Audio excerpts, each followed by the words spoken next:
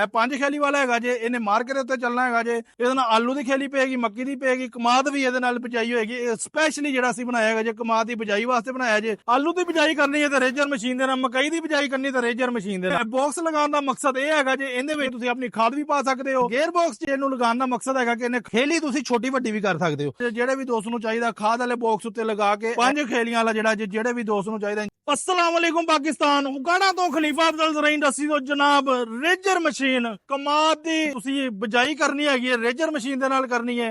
आलू की बिजाई करनी है तो रेजर मशीन दे नाल, मकई की बिजाई करनी तो रेजर मशीन दे नाल। 5 परे वाला भी मिलेगा, 3 परे वाला भी मिलेगा, 3 खेली वाला भी मिलेगा, 5 खेली वाला भी मिलेगा।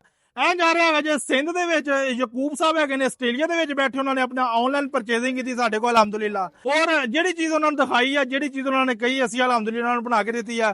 ਉੱਤੇ ਜਿਹੜੇ ਬਾਕਸ ਲੱਗੇ ਤੁਹਾਨੂੰ ਨਜ਼ਰ ਆਉਂਦੇ ਪਏ ਨੇ, ਬਾਕਸ ਲਗਾਉਣ ਦਾ ਮਕਸਦ ਇਹ ਹੈਗਾ ਜੇ ਇਹਦੇ ਵਿੱਚ ਤੁਸੀਂ ਆਪਣੀ ਖਾਦ ਵੀ ਪਾ ਸਕਦੇ ਹੋ।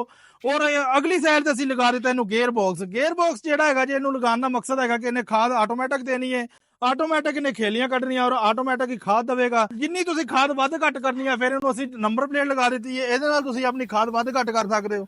ਉਸ ਤੋਂ ਬਾਅਦ 5 ਖੇਲੀ ਵਾਲਾ ਇਹ ਕਿੰਨੇ ਦਾ ਦਿੰਦੇ ਪਏ ਆ ਜੀ? ਇਨਸ਼ਾਅੱਲਾ ਇਹਦਾ ਮੈਂ ਰੇਟ ਵੀ ਤੁਹਾਨੂੰ ਦੱਸ ਦਿੰਦਾ ਜੇ।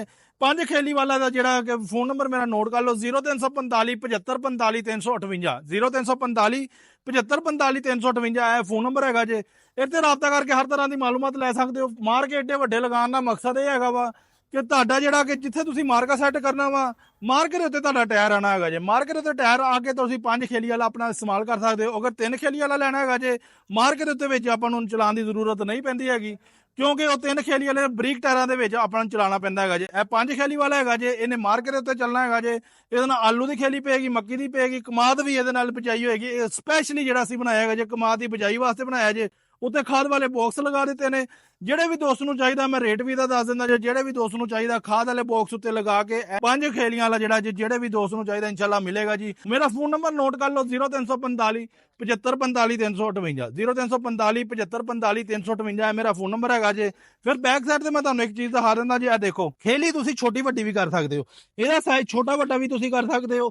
ਇਹ ਜਿਹੜੇ ਕਾਬਲੇ ਦਿੱਤੇ ਨੇ, ਇਹ ਕਾਬਲੇ ਲਗਾਉਣ ਦਾ ਮਕਸਦ ਹੈ ਇਹਦੇ ਨਾਲ ਵੀ ਤੁਸੀਂ ਖੇਲੀ ਦਾ ਸਾਈਜ਼ ਛੋਟਾ ਵੱਡਾ ਕਰ ਸਕਦੇ ਹੋ। ਟੋਟਲ ਜਿਹੜਾ ਹੈਗਾ ਨਾ ਅਸੀਂ ਐਡਜਸਟੇਬਲ ਬਣਾਇਆ ਹੈਗਾ ਜੇ। ਆਪਣੇ ਕਸਟਮਰ ਦੀ ਰਿਕੁਆਇਰਮੈਂਟ ਦੇ ਮੁਤਾਬਕ, ਉਹਦੀ ਸਹੂਲੀਅਤ ਦੀ ਵਜ੍ਹਾ ਤੋਂ ਅਸੀਂ ਇਹ ਜਿਹੜੀ ਚੀਜ਼ ਉਹਨਾਂ ਨੇ ਰਿਕਮੈਂਡ ਕੀਤੀ ਹੈ ਯਕੂਬ ਸਾਹਿਬ ਨੇ, ਉਹ ਅਸੀਂ ਬਣਾ ਕੇ ਦਿੱਤੀ ਹੈਗੀ ਜੀ।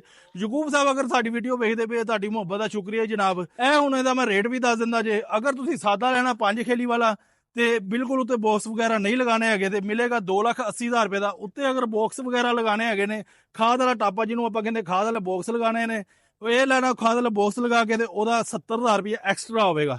ਠੀਕ ਆ ਜੀ, 70,000 ਰੁਪਏ ਐਕਸਟਰਾ ਹੋਏਗਾ। ਇਹ ਸਿੰਧ ਵਾਲਿਆਂ ਦੀ ਮੁਹੱਬਤ ਦਾ ਸ਼ੁਕਰੀਆ ਜਿਹੜਾ ਸਾਡੀ ਐਗਰੀਕਲਚਰ ਇੰਡਸਟਰੀ ਇਤਬਾਰ ਕਰਦੇ ਨੇ ਜੀ। ਵੀਡੀਓ ਅੱਛੀ ਲੱਗੇ ਲਾਈਕ ਸ਼ੇਅਰ ਜ਼ਰੂਰ ਕਰਨਾ। ਜਜ਼ਾਕ ਅੱਲਾ, अस्सलाम वालेकुम।